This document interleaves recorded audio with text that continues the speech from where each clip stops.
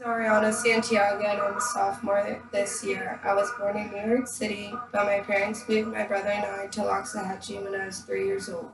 I started competitive cheerleading when I was in elementary school.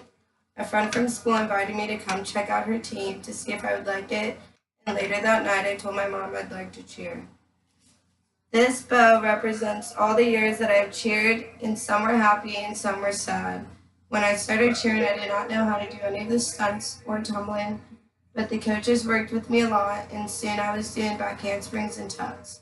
My coaches were amazed that I was learning all the stunts and tumbling and doing so well in such a short time.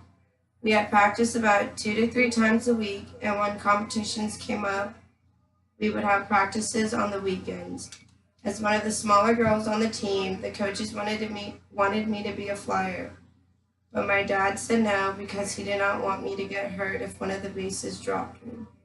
My mom eventually let me fly a couple years later being on the team. We went to competitions in Miami, Orlando, Tampa, Daytona Beach, and at Cheersport in Atlanta, which is one of the largest competitions in the United States. Cheersport was one of my favorite competitions because you can always meet up with all your friends on teams that were out of state. We practice very hard for each competition. It is said cheerleading is not a sport, but I can tell you that it is. We do some of the same stunts and tumbling gymnasts do on the floor, but in a group. I did competitive cheerleading until I was in 10th grade in high school.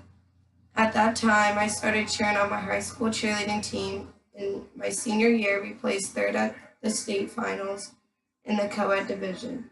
I always wanted to cheer in college, and I hope to make the FSU co-ed cheerleading team next year.